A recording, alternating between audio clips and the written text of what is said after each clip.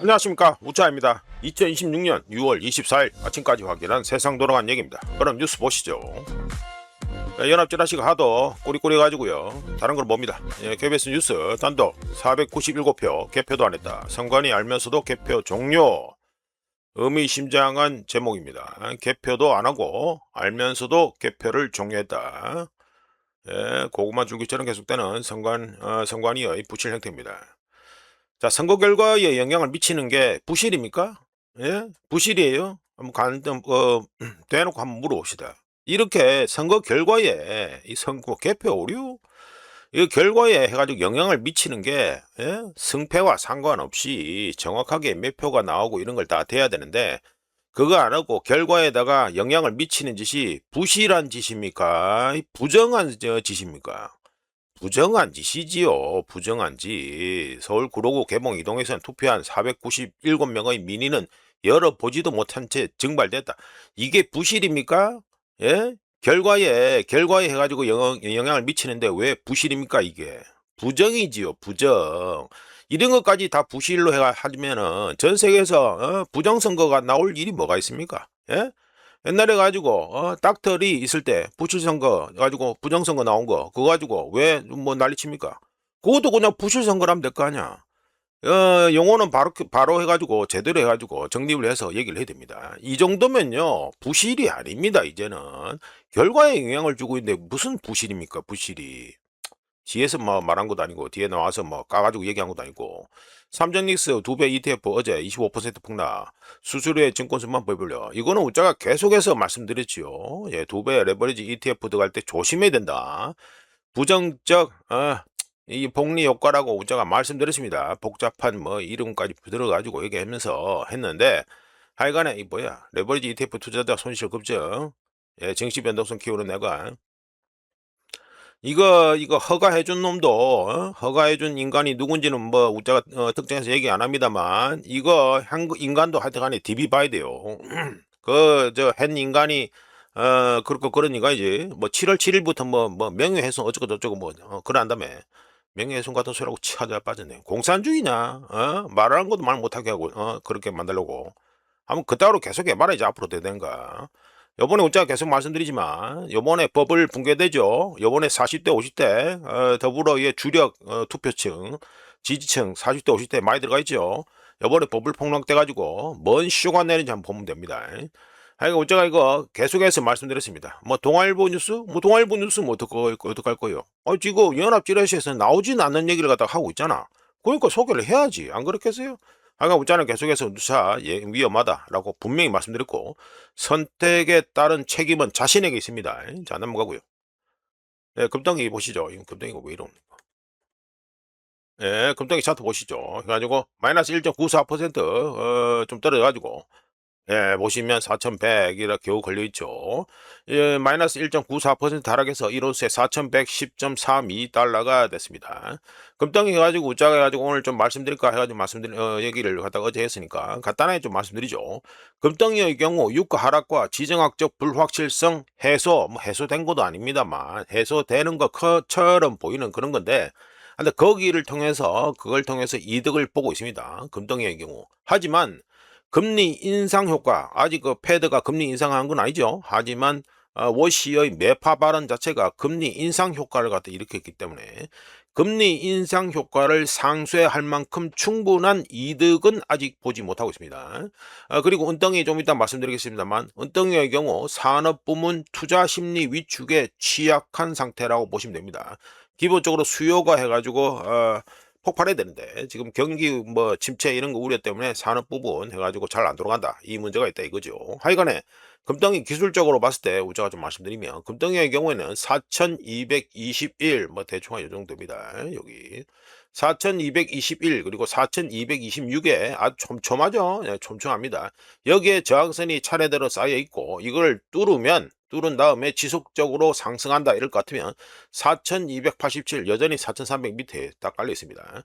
4287에 또 저항선이 하나 있고요. 그 위로는 이제 4364 4364 이래 됩니다. 그러니까 22평선 위로 올라간다 소리가 되겠죠. 이래 뚫으면 22평선 위까지 뚫으면 이제 지속적으로 이제 상승으로 간다 이래 보시면 되고, 하락의 경우에는 4160이 일단은 지지선이었는데 뚫렸지요? 예, 뚫렸습니다. 뚫렸기 때문에 지금 4110.32가 됐기 때문에 다음 지지선은 4073달러고요. 그 다음은 뭐 보나 마나 뻔한 지금까지 우리가 계속해서 중요하다고 말씀드린 4,000달러입니다. 예, 4,000달러가 억수로 중요하다는 거, 이거는 다시 한번 말씀드립니다. 자, 넘어가고요. 자, 은덩이 보시죠. 은덩이는 해가지고 어제 가지고 마이너스 5.34%좀 많이 떨어졌습니다. 많이 떨어져가지고 1온스에 61.57달러가 됐네요. 은덩이에 대해서도 저항선, 지지선 좀 말씀드리겠습니다. 은덩이의 경우 지금 떨어졌기 때문에 뭐 저항선 위로는 뭐 별로 볼 필요가 없지만, 뭐 그래도 말씀드리죠. 은덩이의 경우 해가지고 우자가 어제 저녁까지 봤던 거 계산했는 거로는 66.99달러 해가지고 은덩이가 저항선이 하나 있고, 그 다음 그 위에는 69.02달러에 해가지고 저항선이 두 개 있는데, 뭐 그 말하기가 뭐 좀 그렇게 돼버렸죠. 그냥 폭락이 터졌으니까. 그러니까 69.02 위에 있는 저항선 뚫고 올라간 다음에 그 다음에 71.49, 그 다음에 72달러, 예, 요렇습니다. 72달러, 예, 72달러 이주까지 가지고 볼 수 있다라고 말할 수 있는데, 어제 뭐 마이너스 5.34% 많이 떨어졌으니까 밑으로 지지선을 봐야겠죠. 밑으로 지지선 어떻게 됐냐? 64.53달러의 지지선이 있었는데 뚫렸지요? 예, 뚫렸습니다. 61.57이니까 뚫렸으니까 어떻게 봅니까?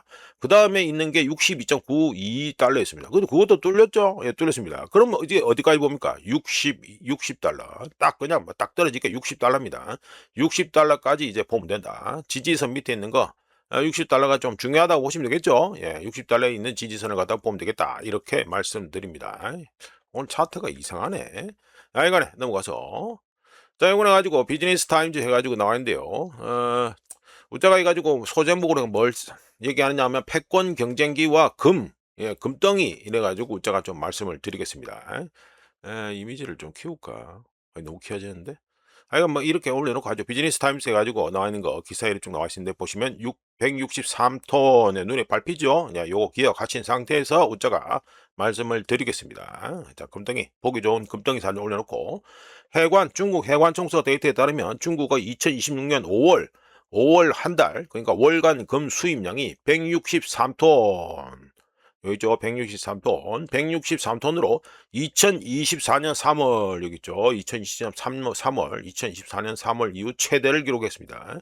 2026년 올해 들어서 1월부터 5월까지 합계해서, 그러니까 YTD죠. 이어투 데이트 해가지고 1월부터 5월까지 해가지고 총 중국이 수입한 금 수입량은 692톤, 예, 이거죠. 692톤으로 해가지고 YOY, 이거죠. year early. 그러니까 YOY 작년 동기간 대비해서 76%가 증가했다는 소리가 됩니다. 자, 이런 가운데 홍콩은 2026년 올해 7월, 그러니까 다음 달이죠. 예, 며칠 안 남았습니다. 다음 달부터 새로운 귀금속 결제 시스템을 가동할 예정입니다. 홍콩이. 관련해서 블룸버그는 참여하는 은행들이 시스템 가동에 앞서 400온스 런던 굿 딜리버리 금괴라고 있습니다. 이거 뭐 줄여서 또 다른 말도 있는데 하여간에 400온스짜리 런던 굿 딜리버리 금괴를 갖다가 홍콩에 반입하고 있다. 홍콩 은행들이 반입하고 있다라고 블룸버그가 보도를 했는데, 네, 요겁니다. 요거. 뭐 복잡하게 400온스 런던 굿 딜리버리 금괴를 하는데, 이거 다이아드, 영화 다이아드 보시죠. 그 3에 나오는 그쪽에 보면 그 뉴욕 그 연방준비 은행 그 밑에 지하에 들어가 터는 장면이 나오죠. 거기 등장하는 게 바로 이게 400온스짜리 런던 굿 딜리버리 금괴라고 불리는 겁니다. 정확하게는. 그러니까 흔히 영화에서는 금괴 하면 이런 게 얘기하는데, 요게 그냥 400온스짜리 런던 굿 딜리버리 금괴다 이렇게 보시면 됩니다. 하여간에 이 400온스짜리 금괴의 경우 아시아 시장에서 일반적으로 유통되는 금괴가 얼마짜리입니까? 1kg짜리죠. 1kg짜리하고 다른 것으로 이 400온스짜리 금괴는 기관 투자자들을 위한 것이라고 볼 수밖에 없습니다. 왜? 이 영화에도 나왔잖아요. 이거 영화 뉴욕 패드 뉴욕 연방준비은행 거기 지하에 가서 터는 거, 이게 뭐 일반인들 위해서 있는 거예요? 아니잖아요. 이거는 다 기관 국가 이 등등 이런 거 용어로 해가지고 보증용으로 있는 거다 이렇게 보시면 됩니다. 하여간에 또 말이 길어진다.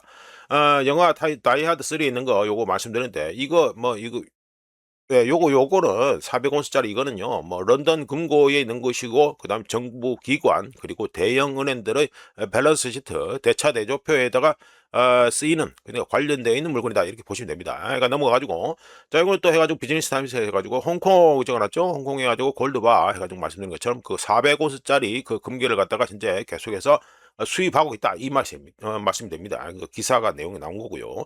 하여간에 400온스짜리 금괴가 주는 메시지는 매우 명확해서 홍콩은 중국 본토로 금괴가 유입되는 편리한 통로 역할을 넘어서 자체적으로 대규모 금괴 포지션을 청산, 인도, 자금 조달할 수 있는 금괴 쪽 허브로 거듭나겠다는 것 같다가 이런 통박이 숨어 있다고 보시면 되고 시장 관점에서 보면 단순히 물건을 이동시키는 곳, 즉 홍콩이 물건을 이동시키는 곳, 금괴를 이동시키는 곳에서 금을 갖다가 거래하는 곳으로 레벨업 하겠다는 이 시도가 이 통박이 숨어 있다.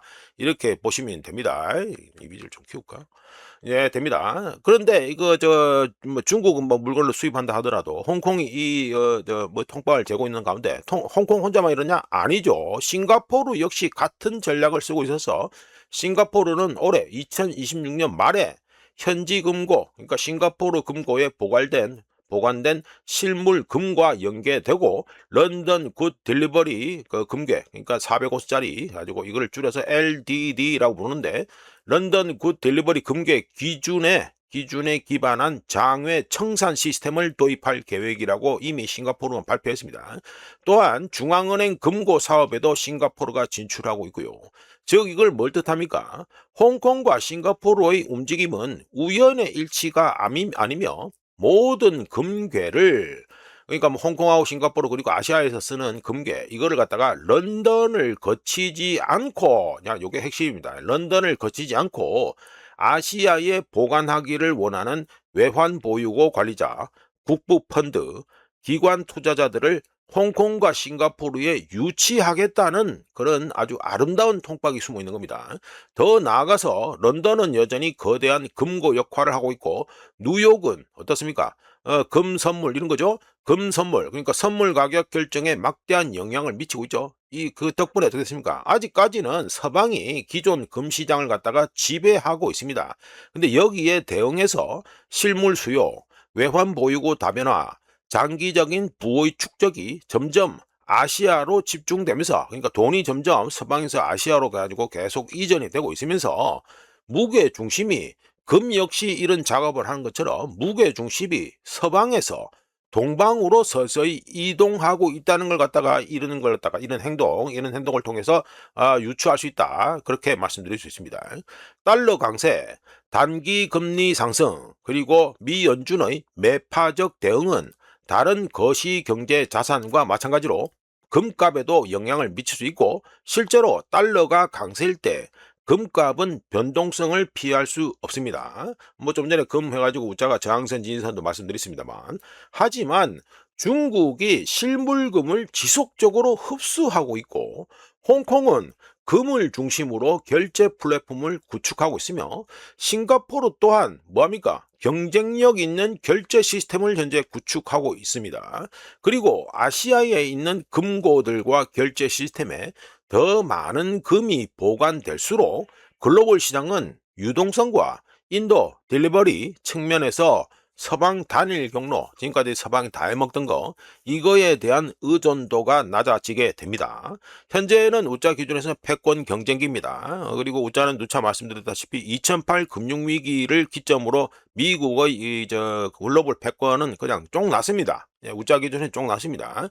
하여간에 지금 현재는 패권 경쟁기인데 중국, 홍콩, 싱가포르가 보여주는 움직임은 물리적인 금속, 뭐 금 말고도 다른 거 다 포함해서 물리적인 금속을 누가 소유하고 있는지, 그리고 어디에 물리적인 금속이 보관되어 있는지, 그리고 세계가 필요로 할 때 누가 금속의 유통을 통제하는지에 대한 펀더멘탈한 이유가 있다고 해가지고 싱가포르, 홍콩, 그리고 중국의 움직임을 추정할 수 있다. 이렇게 말씀드립니다. 자, 넘어가고요.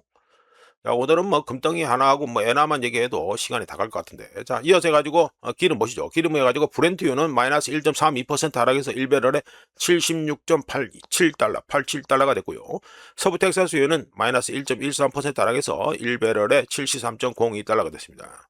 예, 202평소미터로 들어가죠.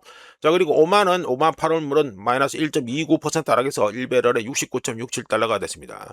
지금 보면 뭐 유가가 해가지고 폭락이 난다. 우한폐렴 때처럼 폭락이 난다. 이런 사람도 있고, 아니면은 또 우한폐렴 때와 반대로 해가지고 지금은 그때는 수요 파괴가 선행이 됐고, 그 다음에 공급 지금 축소가 이어졌었지만, 지금은 공급이 먼저 선행 쪽으로 해가지고 절단이 나버리고, 그 다음 수요 파괴가 이어지는 과정이기 때문에 지금 현재 해가지고 60달러까지가 거의 바닥이다 보는 사람이 있고, 물론 우자는 후자 쪽이죠. 요래 됩니다. 그러니까 이러든 저러든 해가지고 유가는 한번 폭락은 나오긴 나올 것 같습니다. 폭락은 나올 것 같은데 얼마나 떨어지느냐 보다 우자가 보기에는 떨어진 후에 어떻게 되느냐가 더 중요합니다. 우자한테는. 하여튼 넘어가고요. 자, 엔화에게도 또 해야 되는데. 자, 달러 인덱스 보시죠. 해가지고 0.34%또 올랐습니다. 보시면 이거 차트는 1년 5개월, 1년 6개월짜리 해가지고 쭉 가면은 언제입니까? 2025년 해가지고 작년 해가지고 거의 뭐 5월달 뭐 이렇게 됩니다. 그러니까 엄청나게 해가지고 과거로 올라가야 되죠. 예, 이래 됩니다. 그러니까 달러가 지금 강세다라는 걸 뜻하는 거죠. 0.34% 올라서 101.36, 101도 이제 돌파해서 위로 올라갔습니다. 한자 넘어가가지고 이건 우리나라 원화하고 비교를 하기 위해서 우자가 일부러 캡처를 했는데 어제 하루짜리 해가지고 달러 인덱스 움직입니다. 뭐 거침없이 우상향이죠. 예, 우상향입니다. 계속해서 우상향이다. 자, 이 이미지를 갖다가 이 차트 모양을 갖다가 기억하신 상태에서 우리나라 원화 보시죠. 좀 그렇죠? 예, 그렇습니다. 오히려 달러 인덱스가 해가지고 0.34% 상승했는데 우리나라 원화는 끝내줍니다. 0.16% 오히려 더 좋아졌습니다. 그래서 1달러에 1531.95달러가 됩니다. 95원이 됩니다. 1531.95원이 됐습니다. 우자 캡처하는 6시 55분 기준으로 해서요. 차트 꼬라지가 안 맞죠? 예, 아다리가 안 맞습니다. 예, 아다리가 전혀 안 맞습니다. 자, 이거는 뭘 뜻합니까? 당국의 스무딩 오퍼레이션, 뭐 당국의 개입인데 뭐 말을 바꿔서 어깨에서 스무딩 오퍼레이션을 합니다. 당국의 스무딩 오퍼레이션 추정 물량이 나왔고요. 그리고 기억해 보시면 6월 초 이번 달 초에 국민연금에서 선물환 매도를 재개한 수준이 이 원화값이 언제입니까? 얼마입니까? 1,550원이지요. 1,550원. 예, 그러면서 상단을 갖다가 1,550원이라고 못을 박은 게 누굽니까? 국민연금이지요. 자, 이 보시면 1,541.32. 의미심장하죠. 1,550원 해가지고 점점 가까워지고 있다. 즉 이거는 뭡니까? 우자가 환 쪽에 한다 하더라도 점점 테스트를 점점 하겠다. 일본처럼 테스트를 하겠다라는 것 갖다가 생각을 가지게 만듭니다. 하여간 달러 인덱스가 0.34% 상승했는데 꼴랑 0.16% 오히려 더 좋아져가지고 1달러에 1531.95달러가 됐고요. 95원이 됐고요. 자꾸 헷갈리네. 어제 해가지고 6월 23일에 20년 만기 한국 국채 옥션이 있었는데요. 지난 세션 때 그러니까 5월 달에 있었죠. 5월 달에 그 옥션 끝나고 경매 끝나고 4.145%인데 어제 경매 끝나고 4.3%로 역시나 수익률이 이자값이 상승했습니다. 자, 또 넘어가가지고요. 자, 이거 해가지고 뭐 흔히 말해서 히트맵인데 이게 가지고 한경거입니다. 한경거에서 해가지고 제가 가져왔는데 소제목은 K증시 검은 화요일 검은 화요일 어제 폭락 터졌으니까 검은 화요일 해가지고 말씀드립니다. 본론으로 들어가기 앞서서 우리나라 주식판이 보시면 우리가 비유를 했죠. 로켓 발사해가지고 대기권 들고 우주로 나가야 되는데 그러려면은 계속해서 더 많은 에너지 더 많은 돈이 필요하다 이랬는데 지금 현재 우리나라 주식판은요 로켓 엔진이 계속해서 찐빠를 내고 있다 이렇게 볼 수 있고 뭐 혹시라도 우리나라 주식판이 폭락하면은 이재명 정권에서 뭐라 하겠습니까? 이란 탓하고 유가 탓하고 이러면 되겠죠. 뭐 편리하니까 거기에 뭐 좀 자기는 마음대로 해가지고 뭐 변명을 대니까 하여간에 코스피가 어제 6월 30일에 마이너스 10% 폭락하면서 역사상 세 번째로 큰 데일리 하루 낙폭을 기록했고 장중 마이너스 8% 이상 폭락하자 20분간 거래가 중단되는 서킷 브레이크가 또 발동이 됐습니다.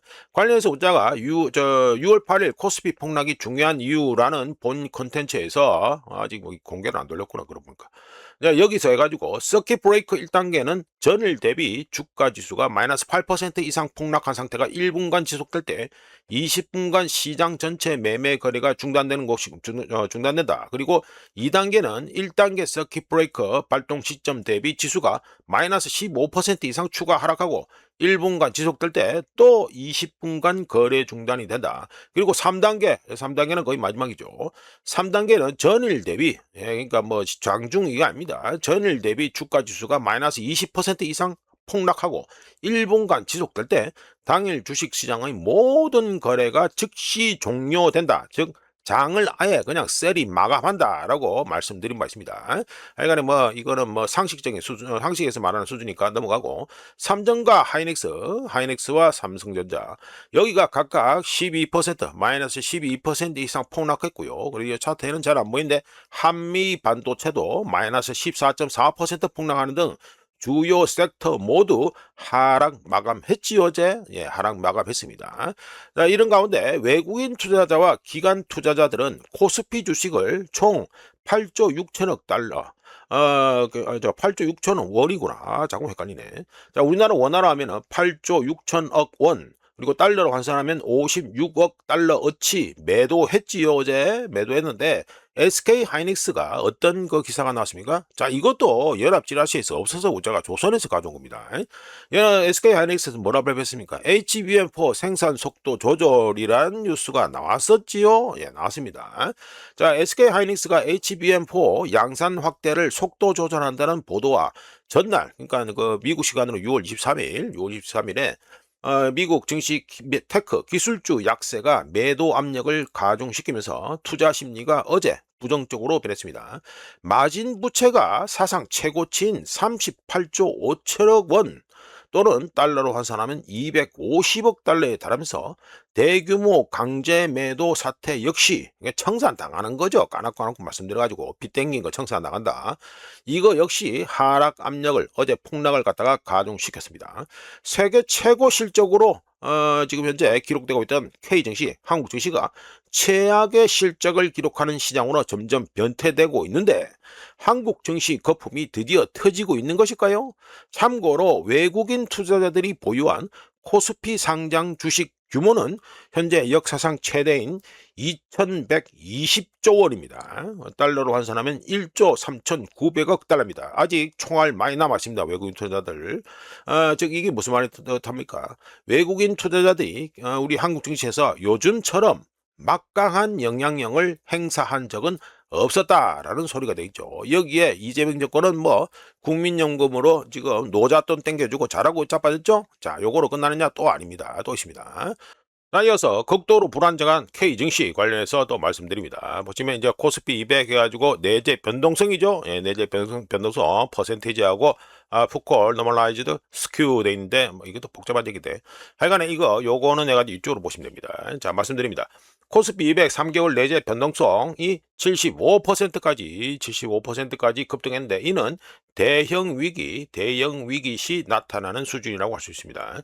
3개월 내재 변동성은 옵션 거래자들이 향후 3개월 동안 연간 기준으로 해서 무려 75%의 가격 변동을 갖다가 가격에 반영하고 있다. 그러니까 주식 이거를 거래하는데 가격이 변동하고 있다. 그러니까 뭐 변동성 지수니까 자 이걸 갖다가 반영하고 있다는 의미로서 정상적인 시장 상황에서 보이는 변동성의 몇 배? 3배에서 무려 4배에 달합니다. 또한 외가격 풋옵션과 콜옵션 간의 내재 변동성 차이를 표준화해서 하락 위험 테일 리스크, 요거 하락 위험에 대한 꼬리 위험, 테일 리스크죠. 이거 방어가 상승 콜 옵션에 비해 얼마나 비싼지를 보는 게 뭐다 해가지고 풋콜 노멀라이즈드 스큐가 됩니다. 우리나라 말로 하면 뭐 풋콜 정규화 뭐 왜곡 뭐 이래 하던데 하여간에 우자는 뭐 맨날 영어로 하니까 풋콜 노멀라이즈드 스큐가 있는데 이것도 급상승했습니다. 예, 급상승해가지고 요 꼬라지가 돌아가기 뭐 앞에 보면 뭐 계속 고점하고 비슷하게 돌아가죠. 자, 이래 상승엔 급상승했는데 이는 투자자들이 추가적인 시장 변동에 대비하면서 하락 방어에 대한 수요가 급증하고 있다는 걸 갖다가 반영합니다. 뭐 비싼 말로 해가지고 3개월 내재 변동성 뭐 푸컬 로머나이드 스큐 얘기 말씀드렸는데 그냥 간단하게 말씀드려서 옵션 거래자들은 코스피 하락에 대비하기 위해서 사상 최고 가격을 지불하고 있으며 이는 기관 투자자들이 현재의 상승세가 지속 가능한지에 대해서 점점 더 회의적으로 보고 있다는 걸 뜻합니다. 이 차트를 통해서 알 수 있는 게 코스피 변동지수가 지난 몇 주 동안 해가지고 미친 듯이 올라왔죠. 3배나 상승한 가운데 증가한 가운데 2026년 올해 들어서만 벌써 4번째 서킷 브레이크가 발동되었고 역사적으로 내재 변동성과 하락 방어 수요가 동시에 현재와 같은 수준에 도달하면 시장은 중요한 변곡점에 접근하고 있다. 뭐 이렇게 알 수 있습니다. 자, 역사는 반복될까요? 예? 역대급 버블 터지면 더불어의 앞으로의 선거 장세는 어떻게 될까요? 무척 궁금하다 이렇게 말씀드립니다. 자, 넘어가고요. 자, 이거는 엔화입니다. 아이고, 오늘 차트가 영 꼬라지 그렇네. 예, 차트, 엔화 차트 보시죠. 엔화는 해가지고 변동 없습니다. 변동 없이 해가지고, 여기도 보면은 꼬라지가 개입했다는 느낌이 들죠? 예, 해가지고 1달러에 161.563엔이 됐습니다. 우자 캡처하는 6시 58분 기준이고요. 어제 6월 23일에 일본 역시 5년 만기 국채 옥션이 있었는데, 지난 세션 때 2.024%에서 1.905%로 이 동네는 하락했습니다. 그러니까 이 동네는 그래도 사는 놈이 있었다 이 소리가 되겠죠. 자, 넘어가가지고 자, 오늘은 또 바쁩니다. 일본 얘기 또 해야 됩니다. 자, 5월 이후 그러니까 5월 이후에 일본이 엔화 방어를 위해서 얼마를 썼냐 하면은 17조 7천억 엔을 갖다가 썼습니다. 달러로 환산하면 724억 4천만 달러가 되는데요. 이거 모조리 떡 싸먹었습니다. 예, 떡 싸먹었다 해가지고 좀 말씀드리죠. 6월 22일 오후 11시 역외에서 달러 엔 환율 뭐 오심해 가지고 뭐 카타야마하고 베센트가 가지고 전화 통화를 했다 해가지고 말하고 있죠. 40년 내 엔화가 가장 똥값이 되면서 해가지고 전화를 했다. 긴급 통화를 했다 이 소리가 되겠죠. 하여간에 요거 뭐 확인을 시켜드리고 예. 네, 4월 22일 오후 11시 여교에서 달러 엔 환율이 1달러에 161.90엔을 갖다가 넘어서면서 40년 만에 최저치가 되자 카타야마 사츠키 일본 재무상이 베센트 미국 이미 대빵한테 베센트한테 급하게 전화를 때렸고 전화 통화 이후 2차례 개입했습니다. 우자가 화살표를 표시했죠. 예, 2차례로 개입을 했습니다. 하지만 엔화는 꾸준히 돈 받아먹고 꾸준히 계속해서 하락세를 이어가고 있고요. 참고로 엔캐리 트레이드에 기반한 레버리지 규모는 전 세계로 치면 그럼 주식시장 등등 다쳐서 2조 달러가 넘습니다.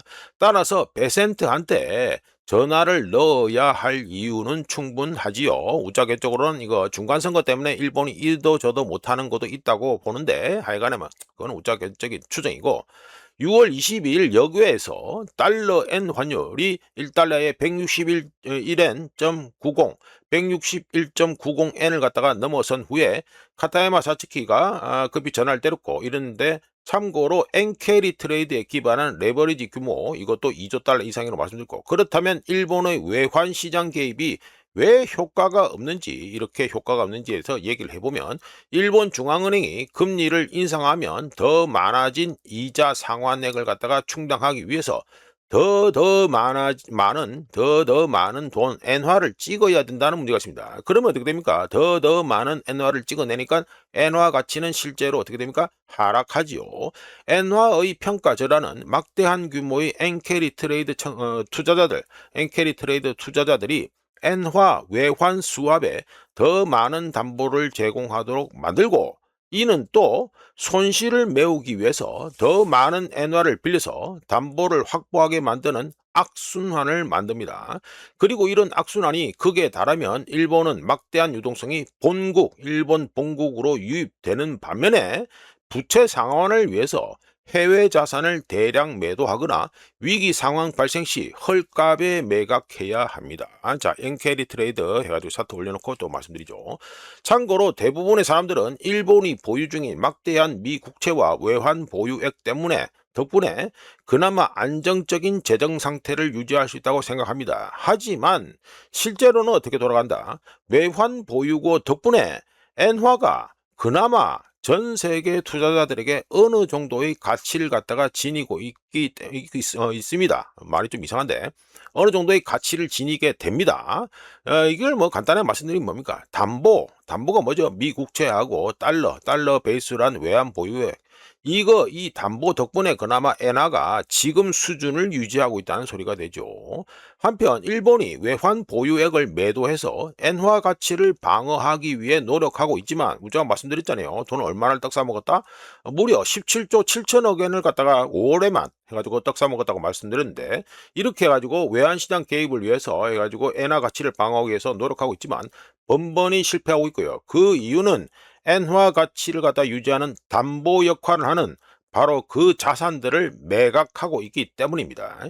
결과적으로 일본의 외환시장 개입은 엔화로부터 리스크를 줄이려는 투자자들에게 유동성 유출을 의미합니다. 어떻게? 일본의 외환시장 개입 자체가 유동성 유출을 의미하고 그래서 개입 후에 곧장 엔화 값은 도돌이표가 돼서 다시 또 싸지고 그 꼴이 계속 나고 있죠.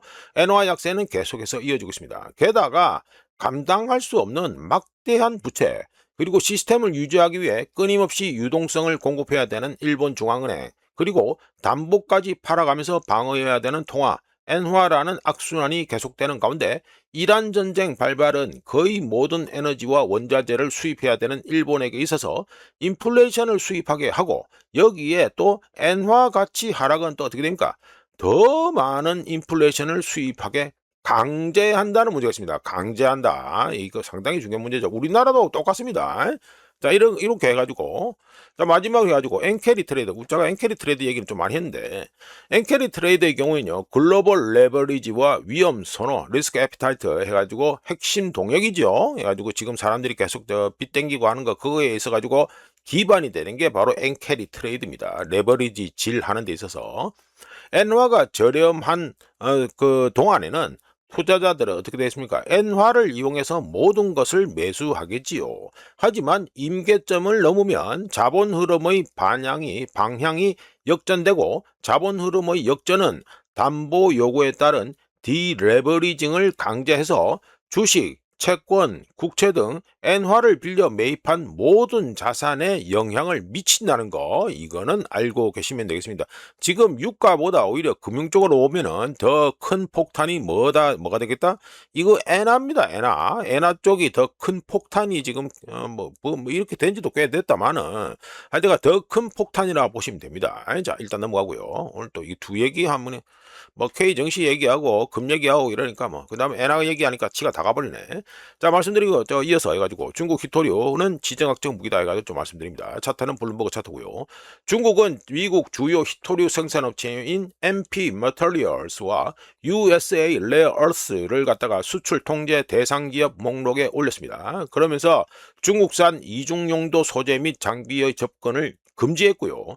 두 회사 그러니까 MP Materials과 USA Rare Earth 모두 중국으로부터의 장비 및 원자재 공급 대부분이 차단되었다고 발표를 했습니다. 이번 중국의 조치는 펜타곤이 중국 내 군사적 지원 혐의를 들어서 중국 기업들을 갖다가 그 안 좋은 리스트에 올렸죠. 예? 기업은 그러니까 군사 지원하는 기업 리스트 여기에다가 주요 중국 기업들을 갖다 추가했기 때문에 중국의 그 지금 히토리 수출 갖다가 금지한 거, 장비 등등 다 금지하는 거 이런 거 조치가 나왔고요. 참고로 MP 머터리얼스는 미국 내 유일한 메이저 주요 히토류 광산을 운영하고 있고 2025년 작년에 펜타곤 미 국방부로부터 4억 달러의 지분 투자를 유치했습니다. 그리고 USA Rare Earth는 최근 미 상무부로부터 16억 달러의 자금 지원을 확보한 바 있고요. 하여간 중국의 이번 조치는 G7 국가들이 중국에 대한 의존도를 줄이기 위해서 2030년까지 역외 국가들, 그러니까 G7 지구 기준으로서 역외 국가니까 어디입니까? 중국 얘기하는 거죠, 중국. 역외 국가로부터의 히토류 및 연구 자석 수입량을 60% 미만으로 제한하기로 합의한 후에 나왔습니다. 물론 대부분의 사람들은 이번 G7 미팅한 거에서 기억에 남는 건 뭡니까? 이란 얘기밖에 없겠죠? 그렇지만 이런 세세한 얘기도 있다 알게 됩니다. 자, 참고로 자석용 히토류 뭐가 됩니까? 네오디뮴, 프라세오디뮴, 그리고 디스프로슘, 그리고 테르비움 같은 게 있는데 자석용 히토류의 생산 현황에 대한 이 블룸버그 차트입니다. 차트인데 중국은 전 세계 채굴량의 약 60% 마인드 돼 있죠. 60%를 차지하고 그러면서 사실상 주도적인 위치에 서 있고요. 채굴하는 데만 주도적인 위치에 서 있고 정제 단계 리파이드 정제 단계로 넘어가면 아예 끝내줍니다. 정제 단계에서는 중국의 지배력은 더욱 압도적이어서 전 세계 생산량의 90% 이상을 갖다가 처리하면서 아이폰과 전기차부터 전투기와 미사일에 이르기까지 모든 제품의 필수적인 히토류 공급망을 거의 완벽하게 장악하고 있습니다. 중국이 히토류 시장에서의 패권을 전략적 지렛대로 활용하고 있는 가운데 미국이 신뢰할 만한 대안을 마련하기까지는 우리가 보기에는 오랜 시간이 걸릴 것으로 예상됩니다. 자, 넘어가고요. 자, 이거는 호주 얘기입니다. 호주 해가지고 전기값이 폭등해가지고 좀 말씀드리죠. 소제목으로는 호주 전력 현물 가격이 급등했다 해가지고 말씀드리죠.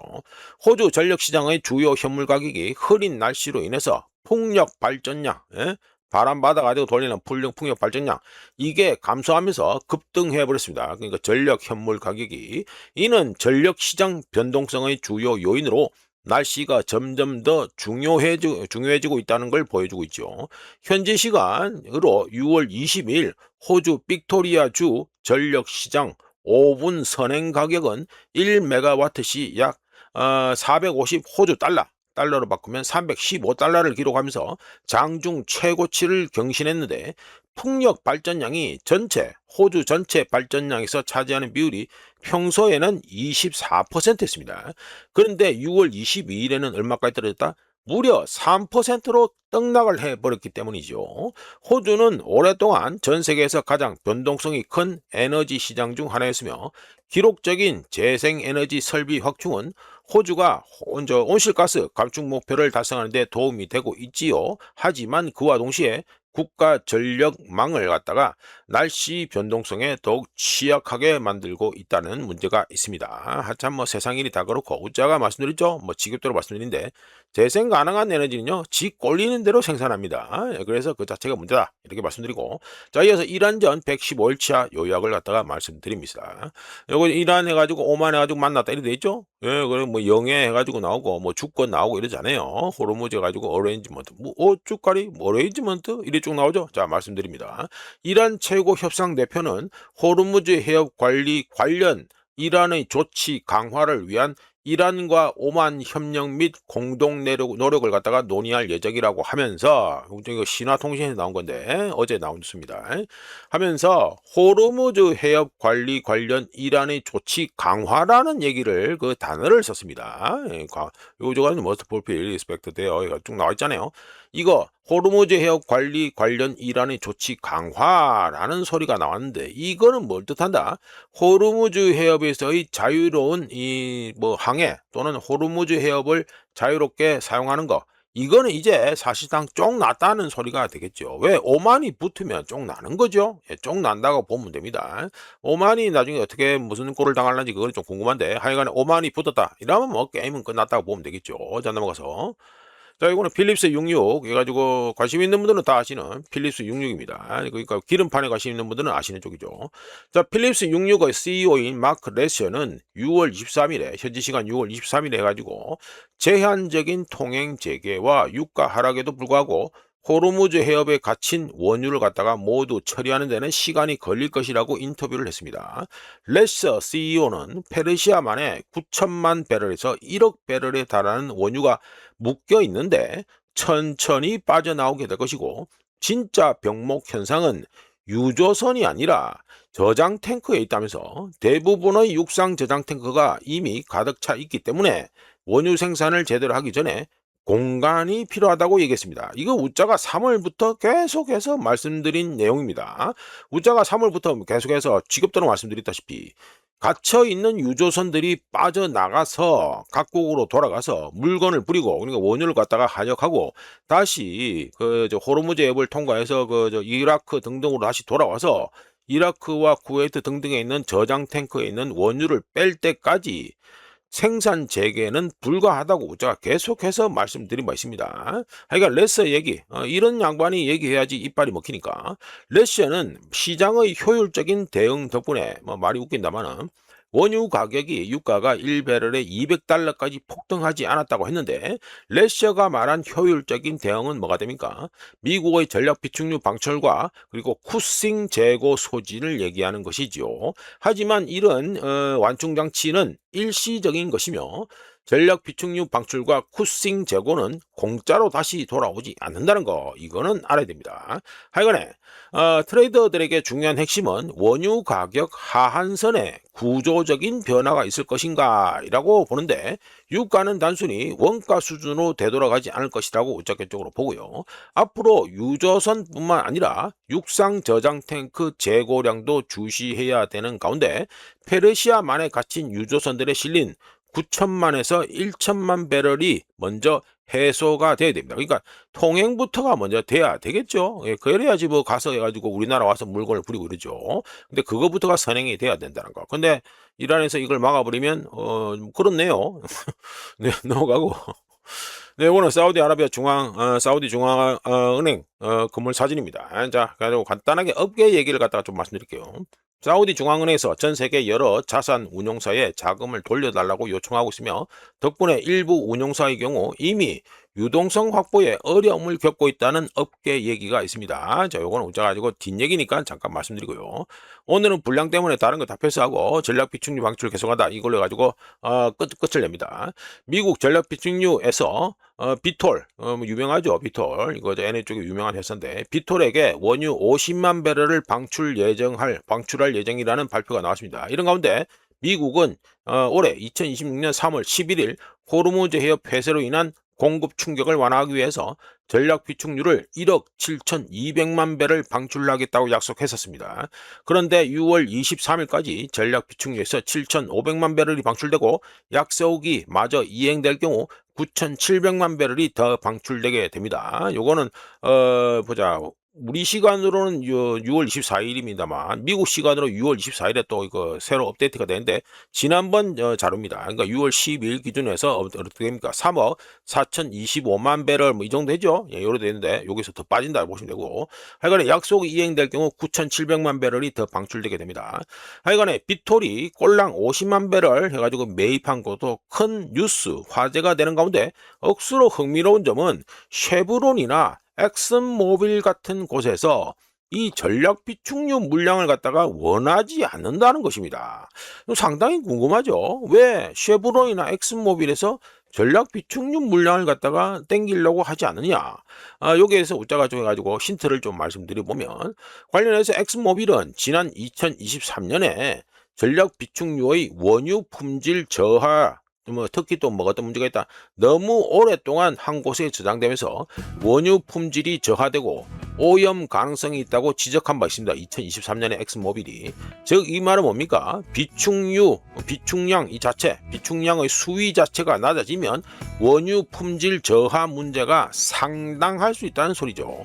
그런 까닭에 이거 쉐브론하고 엑슨모빌은 전략 비축유를 갖다가 지금 이제 땡기려고 하지 않고 있다는 추정이 충분히 가능합니다. 참고로 지구 지각 깊숙한 곳에 있던 석유를 뽑아내서 소금 동굴에다가 인공적으로 똑같은 지하에 있던 지구 지각 밑에 있던 것과 거의 비슷한 저장 환경을 만들었다고 하더라도 자연의 완벽함에는 미치지 못하고 변질될 수밖에 없다는 거, 이거는 뭐 분명히 아시면 되겠죠. 자, 이렇게 해서 2026년 6월 24일 아침까지 확인한 세상 돌아다니겠습니다. 구독, 좋아요, 그리고 회원가입 감사합니다. 내일 또 찾아뵙겠습니다.